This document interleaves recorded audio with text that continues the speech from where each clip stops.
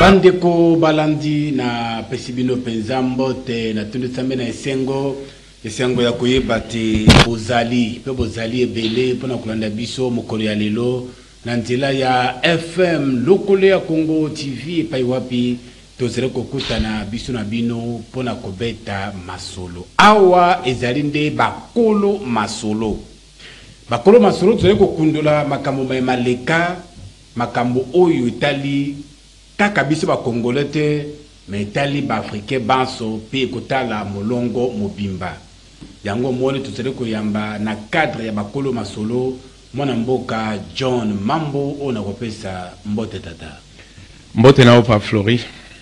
Voilà, John Mambo azali chercheur indépendant en histoire moto azali ko luka makambo maleka kala pe azali kosunga biso na bande ko balande pona koyeba masolo lolenge kane yango ezali koleka lelo tozali na 5e partie ya masolo na biso to 5e épisode o tozali kobeta lisolo o etali papa na biso Simon Kimbangu finalité ezali wana mais avant de tokoma penza wana ndeko azali kofungula ba fenêtre kofungula ba porte mwa ndambo pona komeka kosunga biso tokende kwa atterrir penza malamu na o babengi papa Simon Kimbangu bongo bandeko bandaki biso na 4e épisode lisolo ezalaki molai mais toyaki kosuka na makambo mai roi Léopold II asalaki bandaki kosala na état indépendant du Congo misala ya makasi misala ya pasi oyo bakoko na biso basengiraki kosala pona kozongisa bomengo na métropole kuna esika le roi Léopold II azalaki bato ebele babongisaki bomoi na bango maboko bakataki basalaki bakoko na biso makambo penza oyo elongo banaki te bakoko na biso bayokaki pasi na nzoto na bango balelaki epai ya nzambe na bango kaka moko oyo bayebaki basusu babengaki ye nzamba mpungu kwa tulendo basusu babengaki ye nzakumba babengaki ye vidi mukulu babengaki ye na makombo nyonso mais azalaki kaka nzambe wana moko pe nzambe wana ayokaki kolela na bango likambo yaki kosalema mopandi sango moko na kombo ya Murel azali britannique soki na bosani te yende moto ayaki kopesa sango na makambo nyonso bandaki koleka awa na mboka na biso na tango wana ayaki kosala pression na mikili ya poto ke bozalaki na kati ya conférence de Berlin makambo bolobaki ezalaki makambo ya koboya esclavagisme ekoki kosalema te mais lelo na état indépendant du Congo makambo roi Léopold II azali kosala ezali penza ya malamu mingi te bandeko kuna bazali koyoka pasi na boye na ngambo ya mikili ya Europe bakotinda délégation moko ezalaki composé na ba Belge na ba Français na bandeko mosusu bayaki awa pona komeka kotala ndenge nini makambo bandaki koleka sur terrain oyo bakutaki na Congo ezalaki makambo ya pasi conclusion ezalaki basengaki na roi Léopold II akamata état indépendant du Congo a cédé yango na royaume ya Belgique na invité na biso soki tokei pe soki na kei penza mwa malamu na kati ya lisolo yango po toza komeka muke nde sika lisolo katanaki wana pour des raisons techniques bomonaki lisolo penza katanaki brusquement esokaki ndenge wana na kanisi lelo invité na biso John Mambo azali wana komeka lisusu kopesa biso suite ya masolo ndenge yango eleka. Alors papa John nasenge pane à moins que moi ya kobakise zala na moi récapitulatif muketo sali awa te ya kobakise zate na banzi osali yango bien penza na sepeli. Merci. Alors pour lelo ba ndeko balandi bakoki penza kozela nini? Oui, en fait, tozo continuer lisolo yango po tokoma tozonga esika tata Kimbangu parce que bato mingi omoni sikoyo lisolo yango ya tata Kimbangu esala kwa ifungwami moni ke na kina raison mais na bandi bandeko balandi ba kopesa ngana yo lisu raison tant ba oya ko se rendre compte que ya solo lokwa lobaki afungula ba fenêtre wana na tina esika tokomi ngana bandolo bakaka boyebili kam tel to lobeta ki lisolo ah oui, si koto komi ali boye et utaki nde na tika lisolo na betaki te okoma ah.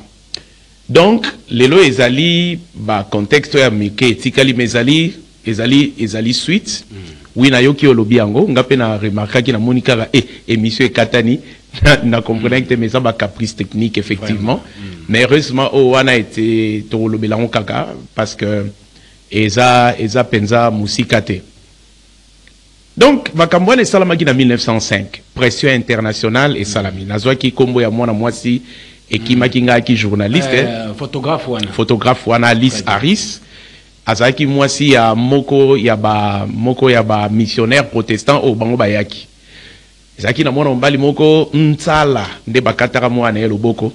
Donc tant bakataki mwana ye loboko akei na mwanda mwa loboko wana kokende kolakisa makambo baosalaka bango na concession au bango bazaki ebongo missionnaire protestant na mwasi na ye Alice Harris amoni ndenge wana abia lokwaki baaki na pare ya photo nde akangi photo ya loboko wana ake kotala mwana bakangi mwana photo nde ba photo wana nyonso tu bakendaki nango na opinion britannique. Alors récupération est salama avant le parlement, récupération et salama qui est récupération il y a journaliste Tolobaki Georges Morel oui. Il y a des qui ont combien on a quatre journaux et puis kei koti bazu groupe de pression monsieur yé ko se joindre pour na ko ya ko sangana na bango ko lakisa makambo yo Léopold II ali ko salaka na bateau kuna na c'est-à-dire carrément crime contre l'humanité au bango ba ko sala. Alors les Camerounais qui ndaki pe na parlement britannique ba bimisi rapport moko ya munene ba benga rapport Casmant. Gouvernement britannique maintenant azui lead il y a les Camerounais pour na kokende ko convaincre siko yo ba gouvernement nyonso tout o ba ki signataire il y a acte général de Berlin o ba siège qui na basis wana ya Berlin que mais biso to pesi mandat to reconnaître qui souveraineté ya tu reconnaîtras qui Léopold II qui a la souveraineté sur l'État indépendant du Congo na kombo na bisonde makambo sala yango yo. Pourquoi? Parce que en fait na Léopold II ba pesa qui na yé en réalité parce que le quoi qui ba capitaux étrangers alors ba pesa qui yé 99 ans ya ko exploiter Congo bongo simana yango ko bosana te que asala qui ba dit les bela signé qui ba corps rebelle notamment entre Grande-Bretagne na France ayebisaki na France que te bo appuyer nga soko bo appuyer ngai mukolo yo na kosilisa likambo eta indépendant du Congo bino nde bokoala na préférence ya liboso na kopesa bino eta indépendant du Congo liboso. Donc ba stratégie ebele a utiliser qui pour na ko attirer attention à gagner faveur ya ba puissance ebele na tango wana. Je signale que la tango wana la Belgique n'est pas une puissance. Mais Belgique azali ko bénéficier na privilège na prestige oyo roi na bango ali nango parce que ali issu na lignée ya ba prince européenne. On voyez que tantine na ye la reine Victoria donc omoni ye moko ali mwana ya prince ya Saxe-Cambourg ba bengi Léopold Ier tata na ye Léopold Ier nde azalaki roi ya liboso ya ba Belge mais tata na ye Léopold Ier omoni fona lo bango kaka sikoyo parce que yango nde ko fungula contexte o mutsu ezako ya très bien. Belgique ebotami ndenge nini Belgique ebotami boye après congrès de Vienne en 1815 c'est-à-dire tango yoke ba Europe finalement na bitumba munene mais menée par la Grande-Bretagne. La bataille était plus menée par la Grande-Bretagne et la Russie ba on ba défaire la France de Napoléon. Parce que Napoléon a l'ingagi que ba valeur nion surtout la révolution française et à la paix récupérer na ba royaume Moussous. Ba royaume Moussous pe ba bangaki ke makambo ezo sala ma oyo uti na 1789 oyo la révolution française. Makambo yo ba récupérer na ba de bandai ko benga bango les amis de la lumière. So ko kota pe sika ba royaume Moussous ezali mabe. Du coup, il fallait prendre des dispositions, prendre des précautions. Guerre et Banda. Guerre tango et Banda, c'était toute l'Europe contre la France. Mais la France de Napoléon Bonaparte, alors Napoléon Bonaparte a une armée extraordinaire. Il a annexé presque tous les territoires européens. Jusqu'à ce que Barouyaro de Ferrier, Tango Bitumbane et Sili, maintenant, les puissances sont allées se réunir en 1815 wana wapi na Vienne na Autriche pour basala congrès ya kotala ndenge nini ba ko définir politique et équilibre entre les États et puis ndenge nini ba ko remettre restituer les anciennes terres na ba kolona yango parce que ba terre est belée ba récupérer ki yango na France c'est comme carrément monene la France était l'Europe. Alors près de 100 millions de peuples européens bazangaki bisika ya kovanda, donc il fallait restituer à la fois restituer terre wana na ba européens belé balaki sous la bisika ya kovanda te entre autres, c'est-à-dire que le congrès de Vienne un peu comme la conférence de Berlin, d'accord, traitait également de la question essentiellement axée sur le retraçage des frontières. Mais na kati kuna pe ba décida ki boye finalement poto bundaka lisusu te malamu soko to ali to moko katkat na biso azali na likambu na muninga, surtout na likambu etali échange commercial et tout ça, il faut tous alaka ensemble, surtout na likambu etali commerce maritime, justement libre fleuve Congo et ozala moko y a intérêt pendant la discussion il y a conférence de Berlin à cause de cela, parce que yokanaki ke soko nesika oyo fleuve moko ezali pour le commerce maritime, il faut tout garantir libre échange. Soko moko amoni yango, il faut tout vendre total ndenge nini tokoki kosala po ete oyo amoni yango soko possibilité ezali à garantir na ba mususu libre échange, c'est-à-dire libre commerce ezala yokanaki ndenge wana.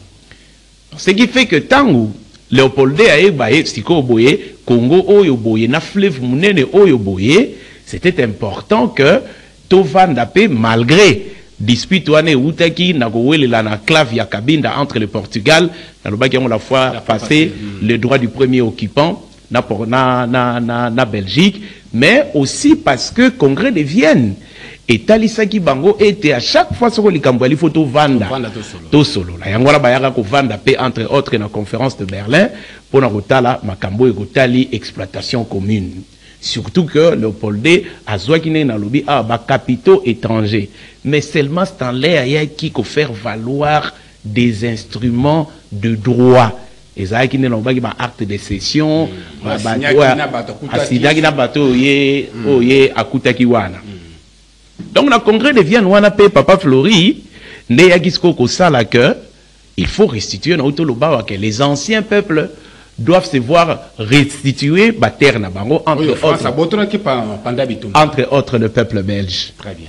Entre autres le peuple belge, Bango, c'est-à-dire les anciennes provinces de Pays-Bas. Il fallait bazongi sango, le peuple belge appartenait à une frange de la Netobengi à Néderlande. Donc du coup, bon, connaissez histoire mususu, sikoyo, les rois qui étaient là-bas, ben injustice c'est Akiming parce que bango bazala qui est plus protestant que catholique et belge, c'est le révolution là bango. Bref, Belgique est au bout de 1830. Mais batali bango ba milobi mais maintenant rotambolisa biso. Et c'est important. Donc nous avons anticipé déjà moko ya ba contexte, peut-être contexte asuka on ngena sala. Donc maman na likambo penza. Yango na lobango sikoyo. Nana rotambolisa biso. Donc tango botamaki roi zala kité. C'est-à-dire que bakoki ko la na roba ko pona moko kat na bango. Mais ba constater que la plupart il y a vampire ba royaume européen et tambolisa makaka na ba prince européen. Du coup ba mimoni ke ba bi malamu pe poanité. Il faut bisoper tout ça à nini, tout ça un prince européen.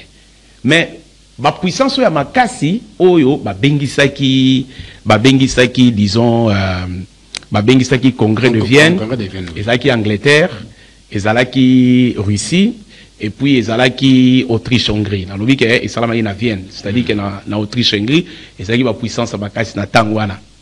Alors, bango souci na bango ezalaki, c'est vrai.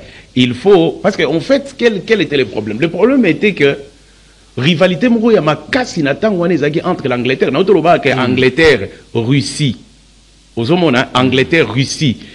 Bango ba telemaki et puis na Allemagne, ba telemaki bango de ba bundisi Napoléon Bonaparte makasi, mais plus l'Angleterre. Donc l'Angleterre, malgré les congrès de Vienne, redoute toujours que revanche Mogo ezala du côté français vers Bango. Mais la même chose avec la Prusse, hein? La Prusse et Ali, Neba Obengelango, Allemagne Kala. C'est-à-dire même l'Allemagne aussi, bazuta la Prusse, vous voyez que cette France ici, il faut toujours se méfier de la valeur na bango, les valeurs révolutionnaires. Oh, il y a un sali qui est guerre et banda. Parce que na autoloba que baboyi ba valeur révolutionnaire et côté na ba royaume na bango. Nous mais Napoléon Bonaparte aligné à extendre courant wana vent wana ba guerre et bandi. Mais tant qu'il y a ce quota, ce qui a gagné armée na bino, a imposé ba valeur à révolution, a annexé bino, poboye kola, tout ça. C'était compliqué. Donc, bangonio surtout, soit France avec beaucoup de réserves. Donc, la Grande-Bretagne prend la France avec beaucoup de réserves. La Prusse aussi prend la France avec beaucoup de réserves.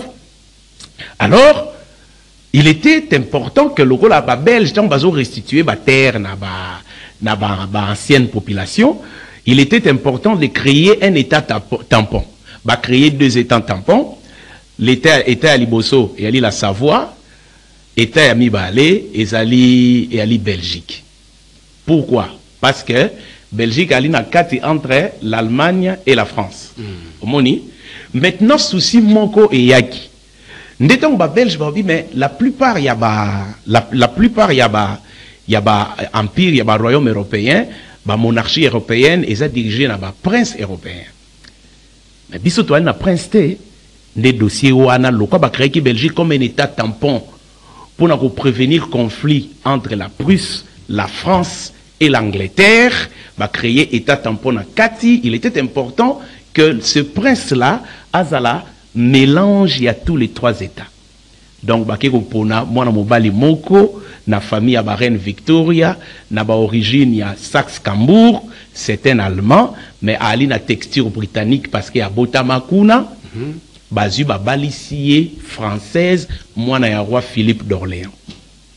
Donc du coup, au moniti la ni d'ailleurs na Belgique, tout ça na ba wallon ba français, et puis tout ça na ba flamand, ba ali du côté allemand et puis ba ali du côté néerlandais. Le prince de Saxe-Cambourg, au bango ba poni, ba belge ba sepeli, parce que ba commis na prince européen, mais Angleterre, Prusse, na France, ba yokani, le cas ba créer cet état tampon, ba kamata prince européen, wana azala mélange ya bango misatu po bitumbe za la souté. Pour s'assurer que bitumbe goza la souté. Parce que moi on bali o azana ba origine allemande, aza prince ya Saxe-Cambourg. Mais dans l'entretemps, à Botamana britannique, à l'IP la nationalité britannique. Bakamati, Babalici, na moine à Philippe d'Orléans, française. Voilà. Donc, du coup, Léopold Ier, tata à Léopold II, azali à la fois britannique, allemand et français. Moyen, à la sous guerre, bango misato ezalité, parce qu'il va créer un véritable état tampon Belgique avec un prince qui est l'expression ou bien l'incarnation de la rencontre de tous les 3 États, Ndetata, na Léopold II, Yenani, yé Léopold Ier. Le prince de Saxe-Cambourg, yé Léopold Ier, aboti Léopold II. Ah, pas Flori. Olaninga malam koto wana bandi, la bande ko balani. Alors na tango wana siko tango roi Léopold Ier aponami. Matati zalaki. La sali stratégie va faire d'ici mayele pour éviter matata entre bango. Va réussir à créer Belgique. Belgique. Va tirer roi Léopold Ier na kitia bokonzi. Français, belge, allemand, anglais puis français. Est-ce que Kimia peut dire kota ki na kati? Kimia kota kite parce que yango na okende pona tali so mama na likambo ya likambo tata kimbangu. Mama na likambo moko ezali wana. Yango na lingi na fungola ngo na biki eza mo étape mo mena komi na na suka. Kimia ezalaki te parce que oya komona que il y a eu guerre au babenga la guerre franco-prussienne ou bien la guerre franco-allemande en 1870. Donc en 1830 Belgique a botami mais en 1870 guerre bandi. Guerre wana eko banda mama na likambo eza nini mama na likambo ezali parce que en fait Prusse ezalaki composé na 22 états allemands. Roi na bango ezalaki Guillaume Ier, mais premier ministre ezalaki chancelier Bismarck ou a convoqué conférence de Berlin. Donc chancelier Bismarck souci na ye ezalaki il fallait les 22 états allemands et à la réunifier. Et que ça bango force le banda toujours ko redouter France. So bazaya ko kabwana ba ozamakasi te fo bazala. Si vous prenez la meilleure de façon à tous les 22 États prussiens pour tous et l'euro encore. Il faut tous un ennemi commun. ennemi commun wana nde nani ekokoma France na ndenge nini. Parce que jusqu'à ce que guerre wana éclaté likambo ya lakite bazo lukande ye Bismarck azo lukande ndeni na ko sala po nakoka kosangisa po tozala réunifier likambo ya ko sala ma révolte mo ko sala en Espagne ba espagnol bango peut-être ba belge ba na besoin d'un prince européen ba ke pona Léopold de Hoensberg. Or yé Léopold wana ba pona ki aline de ko Guillaume Ier, le roi l'empereur de la Prusse, c'est-à-dire l'empereur ya Allemagne. France a bangi a moni que non, le gars est commis boissé que n'a commis encerclé. Le gars n'a commis encerclé, France a vite ngana lingité, de toutes les façons, tu as déjà dans le congrès de Vienne. Ah, beaucoup de la bunga na sépélité que pour nani parce que France a zo banga que a comment encerclé par le sud parce que Espagne a c'est-à-dire que déjà au moni le gars bagina mo ba rivalité na Allemagne, siko Espagne a commis na un prince, un roi à l'une de ko Guillaume. Mais ngala bebit baboyi. Or Bismarck a sepeli lokola France a boinde ngwana. Donc pour Bismarck a sepeli Bismarck ndako ya ko entretenir conflit wana nde guerre finalement e roya banda. Donc guerre wana roya banda guerre a makasi mais France a okokate parce que depuis la défaite française ya Napoléon, la France n'était plus jamais forte. Si na ndenge ba kende na congrès de Vienne, France a zaki sous makasité. Donc Allemagne a se réunifié et puis Allemagne a bétillé sérieusement jusqu'à ce qu'il y ait territoire monco alors que si ça là il retraçage na congrès de Vienne mais Allemagne a robotolé territoire yasika territoire wamba bengi yango Alsace-Lorraine. Alsace-Lorraine yo ezala na likambu munene ezala l'un des intérêts enfin l'un des causes de la Première Guerre mondiale. Dans la botoli Alsace-Lorraine, Italie peut profiter le quoi troupes françaises qui campé na Italie, Italie peut profiter na défaite wana ya France aller, yepé à Télémi, ba bengani ba troupes françaises aller l'Italie, Italie accueilli, a récupérer Rome parce que Rome appartenait à la France. Voilà les histoire moulaï où ils que Napoléon Bonaparte a côté na conflit na pape à côté d'un conflit na Rome assez pendant la guerre napoléonienne a récupéré Rome a annexé à France. Donc l'Italie en a profité pour a récupérer en a défait pour a récupérer bande obalim sanabi que bamsusu ba hotala ba papa tu non mais bamso wapi na rozonga nga bo bangate. Donc alors Italie a profité à récupérer Rome. Donc cause wana et ozala l'une des causes na Alsace-Lorraine, na Rome, récupéré par l'Italie, et aux la l'une des causes, il y a Première Guerre mondiale. Maintenant, la bêtise masolo union sopo na nini. La question au tourni, na pési réponse, mais la bêtise masolo au po na nini. Pourquoi la net, na expliqué ce que pourquoi la bêtise solo. Donc, tout ça qui en 1905, tant on a lobby li Kambouya Léon Morel, journaliste, on a un rapport Casemate au Ebimaki, na gouvernement britannique. Ma sali pression sur le plan international, pour na nini pour ba obtenir na ba étanions tous les qui signataires de l'acte général de Berlin l'envoi d'une commission internationale na Congo pour ba enquêter sur le Congo sur Makamboyo Léopold Azali azosalaka na bakoko na biso azosalaka na bakoko na biso mais fenêtre na ute ko fungola na fungola ki yango pambate pourquoi na ko fungola fenêtre wana Léopold pour na lobaki ke tangu pression internationale wana baki ba comité Léopold malgré tenta qui a corrompre bango et si mbakite ba yero découvrir ka ba bu belé boyo sali chaque pays signataire à acte général de Berlin a beninzoto a bien to ko sala boité parlement belge pas lobby roi makambo sala ka yango parce que le roi était représenté par Stanley. En fait l'état indépendant du Congo était là pendant les assises représenté par Stanley. Mais la Belgique, en tant qu'État monarchique, était aussi représentée. Mais le roi était à la fois le roi des Belges et le roi du Congo.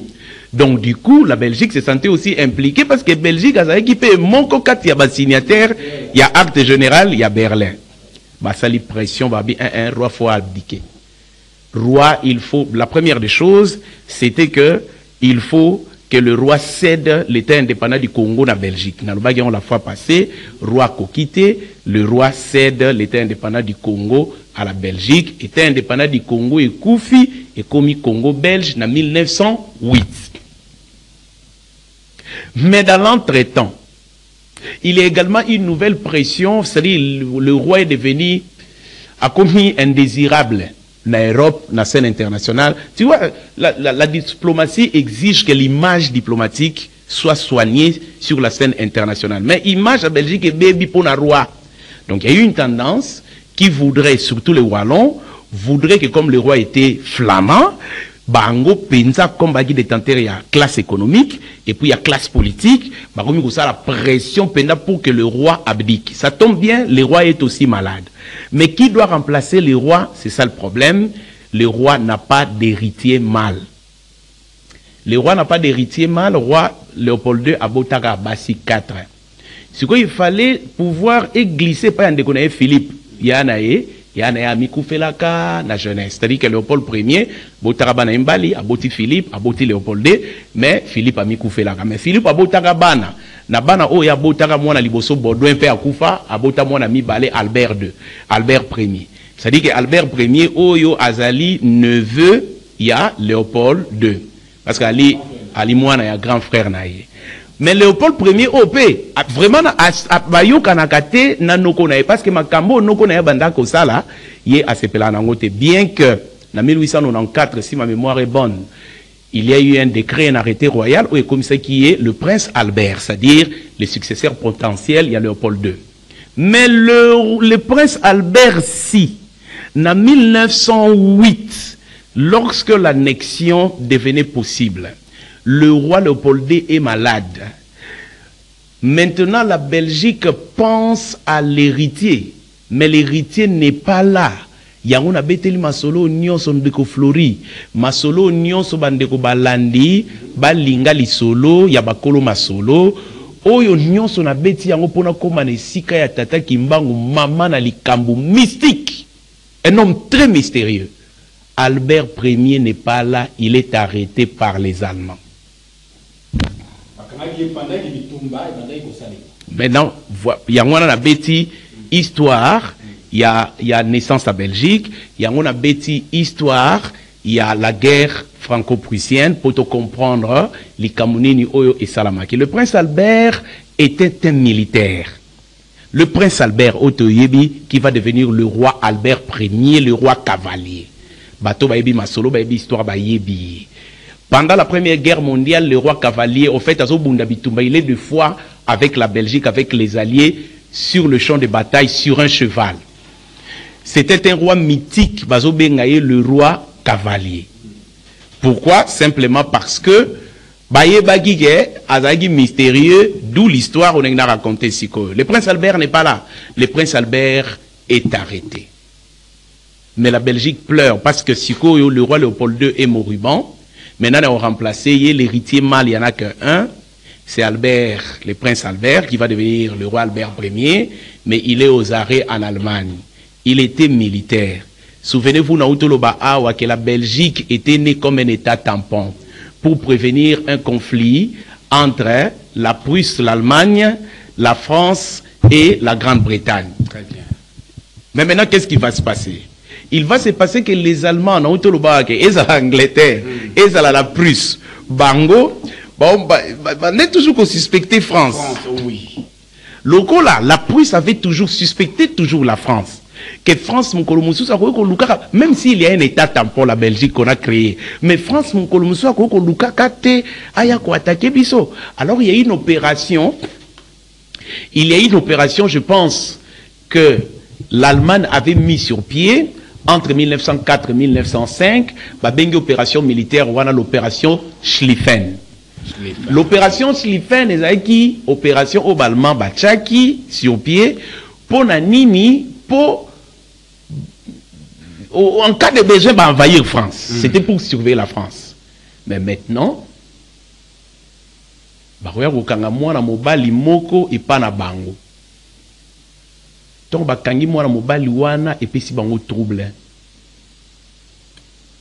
Parce que y a une circonstance nini. Voilà. Maintenant, le prince Albert, il était militaire. Mais il était militaire, mais il était aussi expert en espionnage. Il était expert en espionnage. Mais le prince Albert ici, il est petit-fils du prince de Saxe-Cambourg qu'on a dit Léopold Ier, non? Très bien. Son grand-père, c'est Léopold Ier. Yendem Taboti Tatanaye, le roi, plutôt le prince Philippe, qui était déjà décédé, Aboti le prince Philippe, Aboti le prince Léopold, qui va devenir Léopold II. Nauti koloba ke bazana ba souche, bazana ba origine allemande. Na lobi awa. Que tant on va sali Belgique a besoin, il y a un prince européen, bazu mutumoka ali na tous les trois textures basangisi. Aza britannique, aza allemand, aza français. Aza français. Donc, tant on akekuna parce que famille basouche eza kuna. Mais ba belge locaux la babandei ko luka bande ko luka ba plutôt ba allemand.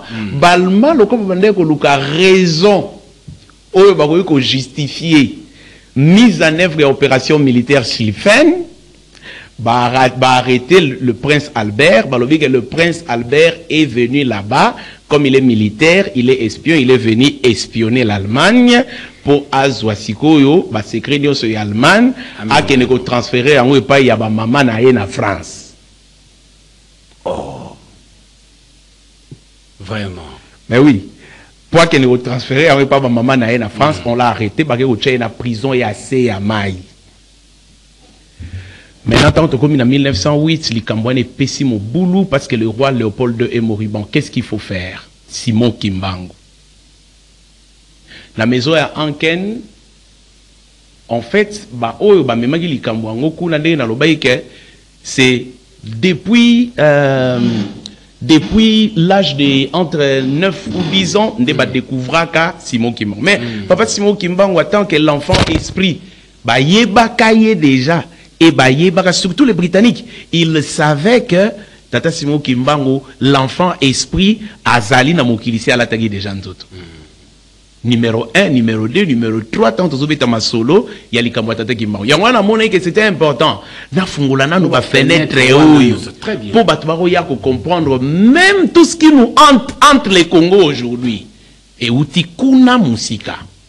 Alors maintenant, la maison en Ken Babi, non, il faut Simon Kimbangu seulement peut nous aider. Donc, il y a déjà qu'un frère esprit, il y a un royaume du Congo, est capable de construire quelque chose. Quelque chose parce qu'il est esprit, il peut faire. Alors, les membres de la couronne royale vont se réunir à huis clos. Alors, il y a eu un prêtre, Nazo Lukarana Kombo Naye pour Nazwa Kombo Naye. Je dois avouer que Nazo y a un noté. Bango babandiko bengaye, babandiko bengaye, babandiko bengaye, babandiko bengaye à Monani. Quand à Monani, bamsou baye bagite, baye bagindeni à Rubimate, bamoni, moi na mobali. Attendez, babandiko bengaye ndengeni. C'est-à-dire babandiko invoquer, net ko prier, ko sambela ko invoquer. Ye baki kende ba baza ko invoquer, bazo bengaye, ba bengaye. Parce que badeko ba bolimbisa muke. Na épisode ya liboso papa John alobaki kombo ya Simon Kimbangu na tango ya kala ezalaka soki likambo kwe na mboka to mwana kufi to likambo boye bakoko banda ya kobela kombo ya bazola na kombo ya Simon Kimbangu puis miracle salama mutu azalaki kokufa azongi na bomoyi mutu azongi na bomoyi. Voilà, maintenant tango abotami likambo esalami na mikili ya poto. Voilà, bango bayebaki déjà que moi na esprit abotama déjà na royaume du Congo. Sur na situation dozala ngo oyo moi na wana ko sala quelque chose babandi siko ko benga ye. Très bien, babandi ko benga ye Simon Kimbangu bazo benga ye baza ko invoquer ye banganga nzambe o babenga bazo benga ye place bango bazali ki bamoni. Oh, mutu basungi sima, moi je nomme Mogoboy, avandi. Ou basungi sima, au côté en dégâts, Yonan, yatu, yepatali, atali place à combien si bon, mais bino bozo benga nani. Bon, babi, mais biso tozo benga, moni je nomme ya mutu mwindu. Très simple, la vandi likolo, ya mesa place au bon bazaki, yesko abimimba la moro muta vandi liboso na bango. Yatu ni bango, mais bino bozo benga pe nani. Bon balobi mais biso tozo benga Simon Kimbangu biso c'est nga bozo benga yo ba yebaki ete ba yebi ete balobi yo parce que bamoni elenge mwana oh yo abi oui bon elenge mwana te mais elenge mobali yo alobi oui ngai biso tozo benga Simon Kimbangu alobi oh mais kasi bozo benga ndenga it c'est ngai Simon Kimbangu azaki un grand monsieur bona batu mususu bayeba ki ete bamona ka ete bayebi ete c'est-à-dire omoni likambo nzambe ezalaka vraiment spectaculaire te posoko nzambe alobi ya kotala yo komona te lokwa neti fanfare ezobeta tambour batan bakaki ebeti mupepe ebongo bomoni te ka ndenge toza na yo boye tokosutumuka tomoni moto atelemia biso mbale tokokamwa tobi o mais studio eza ya kokangama okoti ndenge nini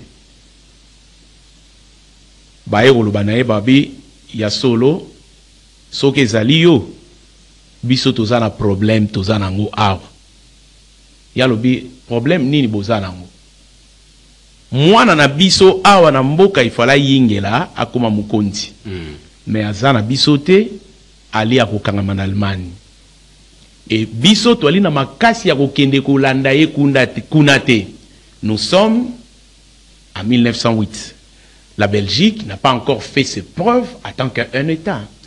En fait, en tant qu'un État monarchique, c'est-à-dire que les uniques preuves au royaume est là qu'ici jusque là, ezali ko boma batu ko kata batu maboko ko bebisa batu na Congo.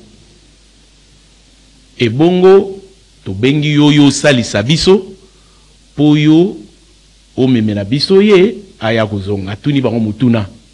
Soki na ke kozwa ye na ye boko pesa ngai nini. Ya bango balobi babite oyo nyonso yo kosenga to pesa yo. Alobi bon ngana sengi na bino ba Belge. Botika libota na ngai.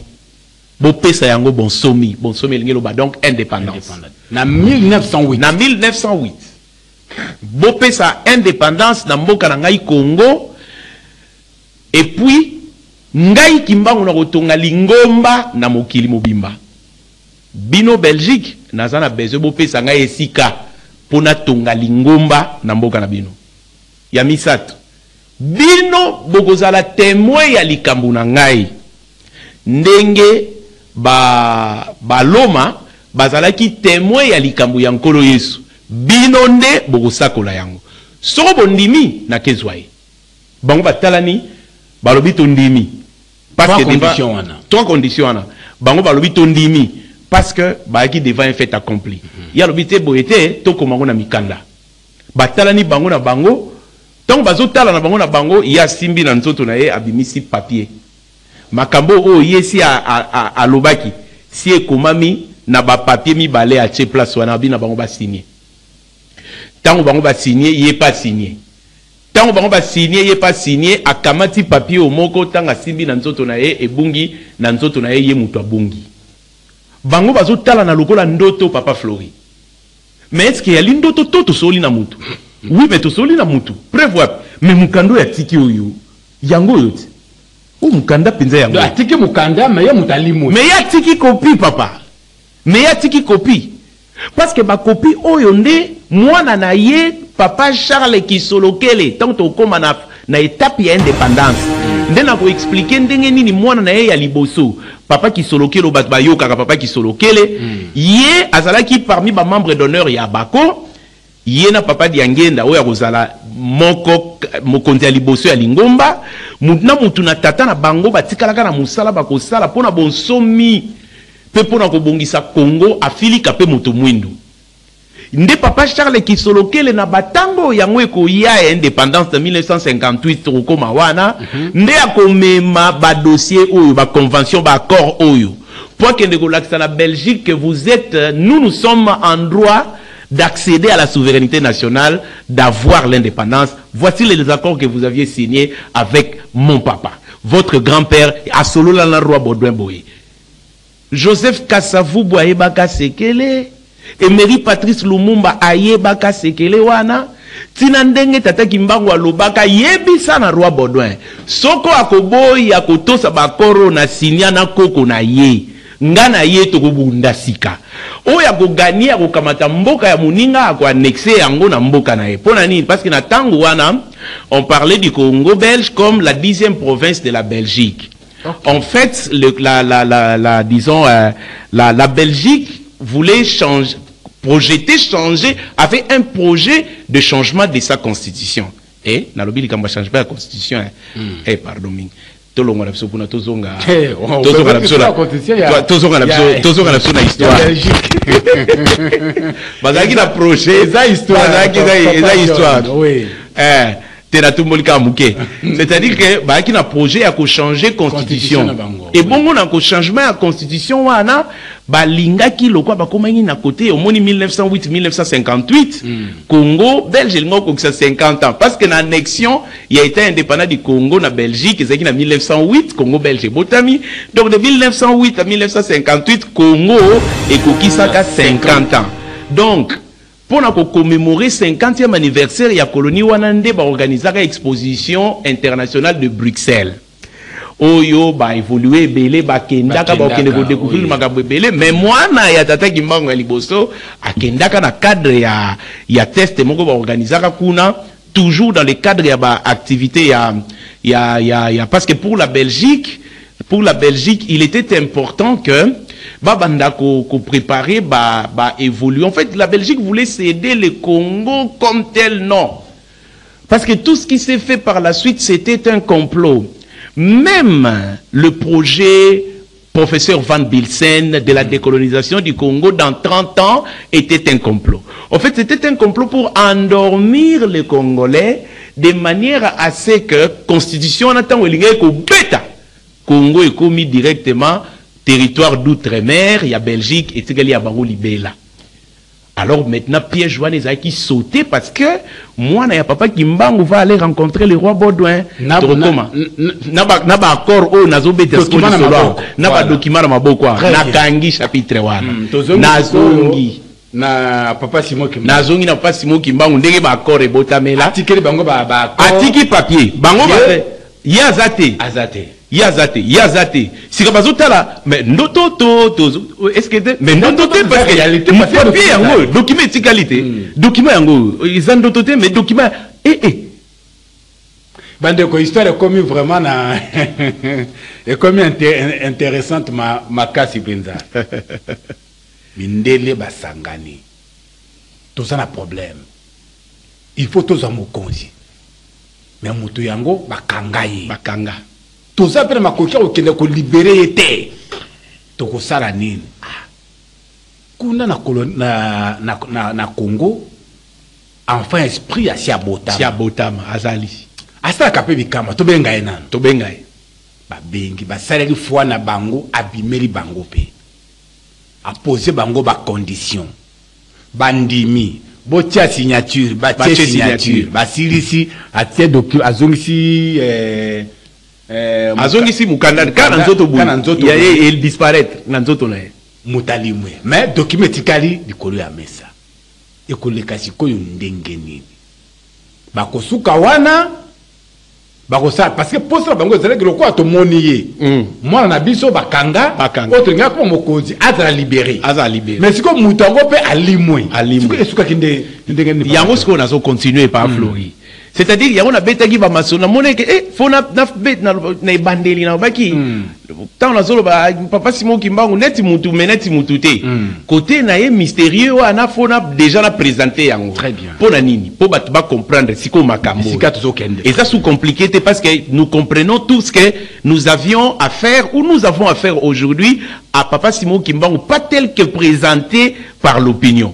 C'est-à-dire que aki mutu ali mystérieux lokola batunyo so tinga ali apôtre na kokani na Kimbangu te aki ndengwana te ba bengi enfant esprit mieux bamsu babité net loka professeur bravo ya université à Sorbonne akoya koloba na professeur Yefa kezela mutu wana prophète biso nde to bengi prophète biso ba belge mais ali le Saint-Esprit pona nini parce que justement makambo yango nazo beta on a lingena présenter makambo yo poto koka ko comprendre ce qui va venir dans la suite de son histoire et puis dans la suite de l'histoire du Congo. Maintenant alimui tango alimui yeyo na kati ya boloko devant le prince Albert ya monika mutu abimi mutu mwindu en plus auti wapi mais akoti ndenge nini okomi awa ndenge nini ba allemand papa Allemagne c'est une puissance, c'est une grande puissance non au 19e siècle.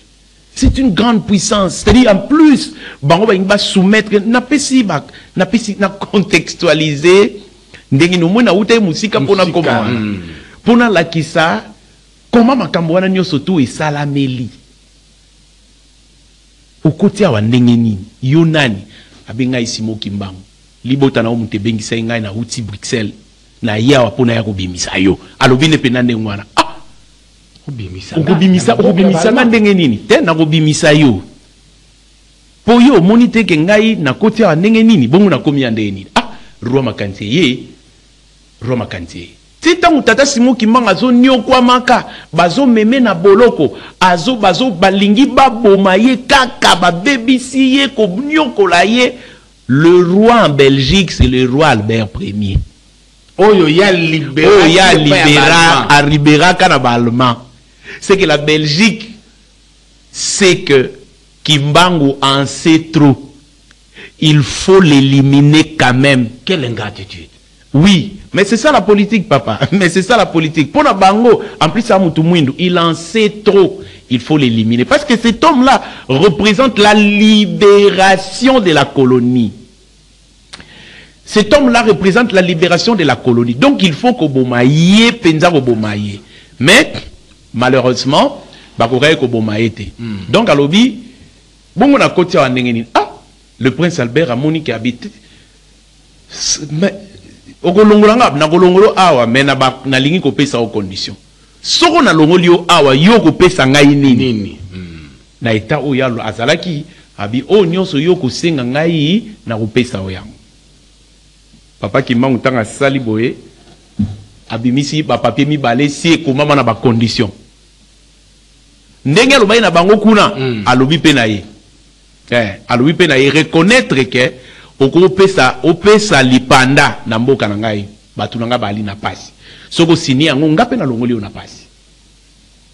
Roi Albert Ier akamati mokoloto azaki na shwate akamati mokoloto ateni nini atie tata Kimbangu pa akamati mokoloto asali nini atie tangu ya azobenda boye fei moko etikali ya Albert Ier copie ya akamati oya ya azongisi na mystère na ye na bonzambe na ye na lobaka ndengwana azongisi yango nde ayebisi le roi Albert Ier, enfin le prince à ce moment-là Albert simbanga nelamba kaka bisimba papa Flori tango azo simba kaka pan instantanément tango azo simba kaka pan bango na Belgique na palais royal. Donc roi so yebati yo entourage de tout bango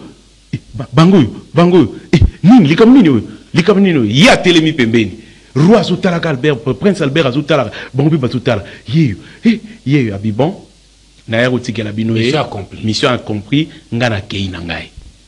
Bon, babite, bangi, babite, kotike la biso ye awate.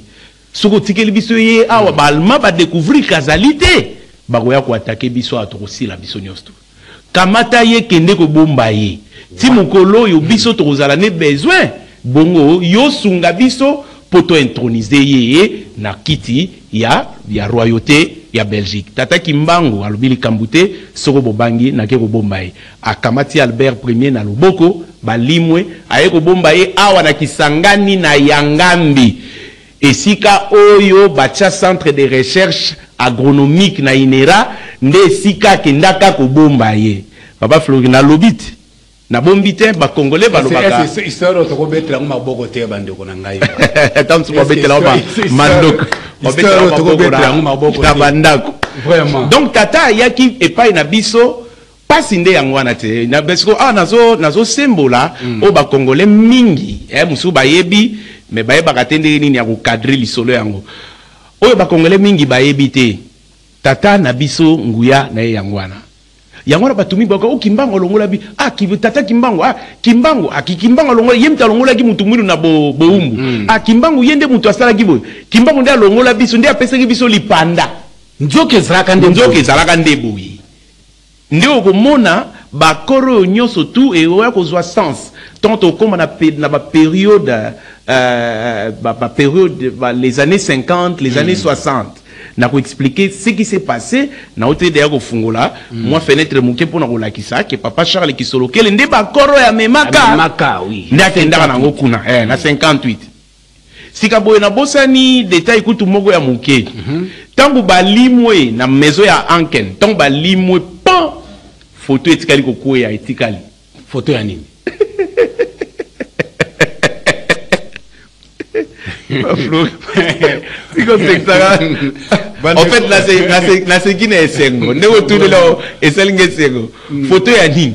Photo est très cotique. La table on va zi batali en gobe. Photo ya Tata Kimbangu na Albert Premier na prison. Photo wana. Nana kanga kabango. Pourquoi ça y kabango mi bali? Mystère ya Tata Kimbangu. Atiki témoignage de, atiki trace. Photo wana. Ezala qui peut exposer à en croire le témoignage du professeur Yefa. Professeur Yefa na Sorbonne, azali ko soutenir thèse naye ya théologie.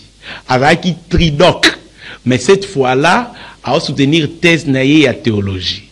Batounie question à professeur Bravo de l'université de Sorbonne. Qui est Simon Kimbangu?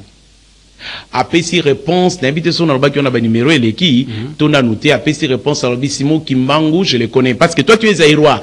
Oui, moi je suis Zaïrois. Ok, vous êtes Zaïrois? Oui, je suis Zaïrois. On parle de la théologie, c'est la soutenance de votre thèse. Connaissez-vous Simon Kimbangu? Oui, je connais Simon Kimbangu. Qui est Simon Kimbangu? Simon Kimbangu, c'est un citoyen Zaïrois. Oui. Quelle est son identité spirituelle? Simon Kimbangu est prophète. Ok. Soukarango, mention, distinction. Eh bien, na réception à Moukeo, Bazagi na mon université, à mon qui on dirait doute, et là, na elongi à professeur Bravo. Sika, tombe à Koutani, oh, mais c'est le professeur, oh, professeur Yefa, félicitations. Ah, abina mon qui doute, nelongi na yo, tango, oui, j'ai regretté. Parce que tu aurais dû avoir grande distinction. Ah bon? C'est vrai. Mais pourquoi? Parce qu'il a défendu bien, Abino, ou échoué dans la question moko.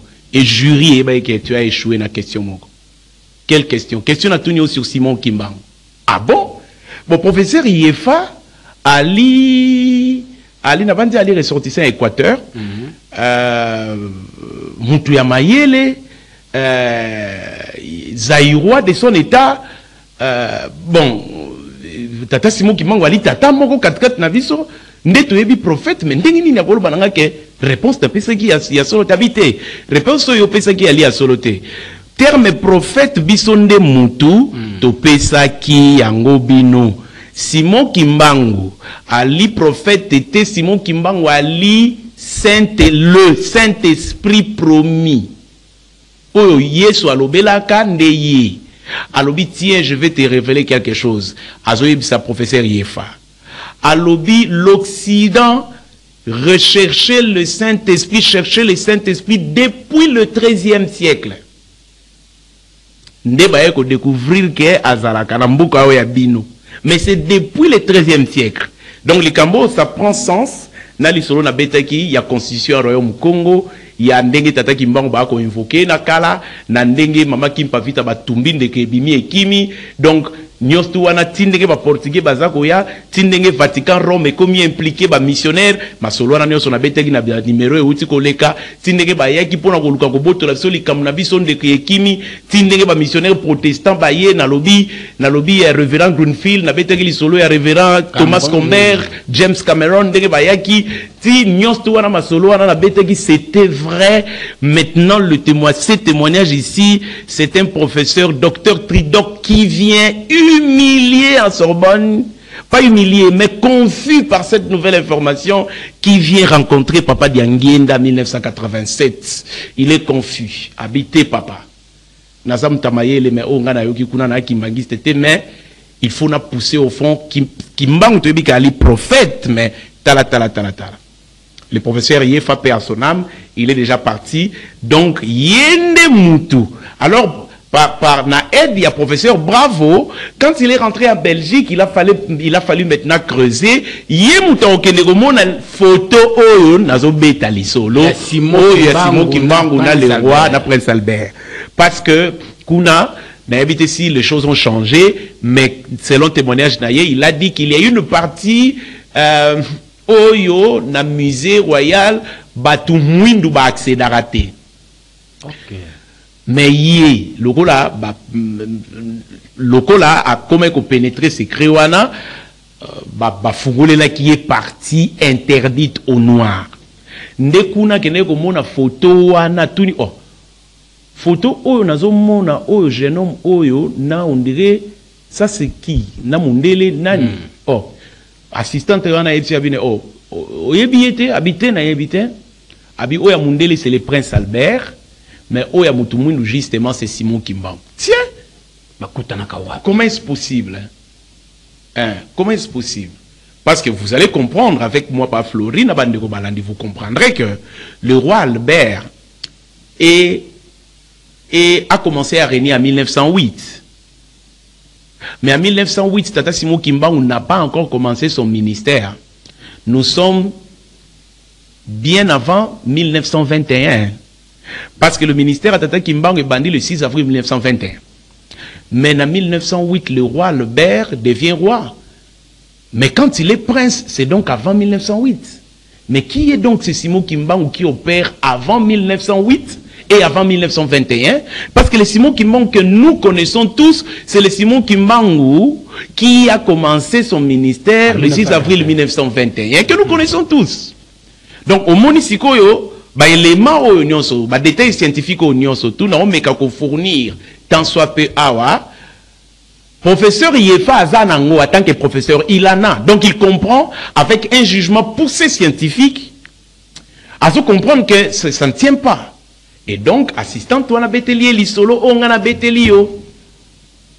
Et le professeur Yefa va venir donc en parler. Na papa Diangenda, comme si papa Diangenda ne le savait pas. Or, yeba ki yango, na Simon Kimbangu. Donc, il va en parler. Ndenga kene komuna ba sekele wana nyonso tout. Maintenant, akeko bombaye na Yangambi.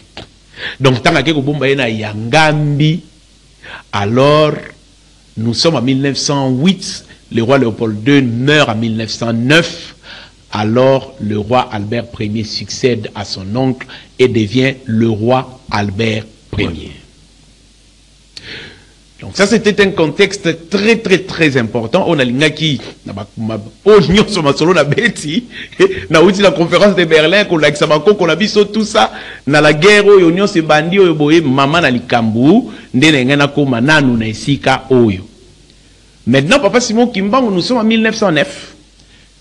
Tokomi en 1910, en 1910, maintenant la fois passée, dans le bail que étoile Mounene Neskoyo et Bimi na Congo. Très bien. Namoni Papa John étoile Mounene Bimi na Congo. Tosukawana. Non, l'histoire vraiment pour ça quand on continue mais Tosukawana. Ngongezangonga. Donc, c'est-à-dire que on dirait, Tozongi na Simamakasi, poto bandelasko période en 1910 to kendeti na 1921. Parce que nabi que na kotaka na 1910 yom to kotaka ngai. Poto na kanga question moko lobi tata soka zaka na mwasi soka botaka bana boni. Donc j'avais anticipé mais siko to kotaka. Oza penda na mutu. Merci beaucoup, merci. Alors pour na lelo bande ko balandi pour comprendre. Toto suka nano awa na ebi ke lisolo comme vraiment intéressant. Intéressant, na binde qu'on a biso papa na biso na Katanga ce qu'on a beau sanité au bandé vraiment causé la 5e na loi là-bas je crois au bandé causé la 5e épisode yango wana papa na biso na États-Unis non na Toronto au bandé causé la yango wana c'est 5e épisode na papa John en résumé bandé ko ba simbani de pona lelo bon pona lelo. En résumé, Tosimbake, Tata Simon Kimbangu, ministère Oyaye, Yangonde Yaga ko libéré biso, pe kobongana biso nyonso tu eyali na programme oyo ye atikaka oyo Congo a découvrir nanu te bien sûr mais to simba ke tata Simon Kimbangu bonsomi na biso libération na biso indépendance na biso et yaka pona ministère na ye pona koya na ye epai na biso et puis kobongana biso eza na nzela na ye. Merci. Merci beaucoup, Papa John Mambo. Merci. Totondi Penza, Botondi, Papa John Mambo, chercheur indépendant en histoire.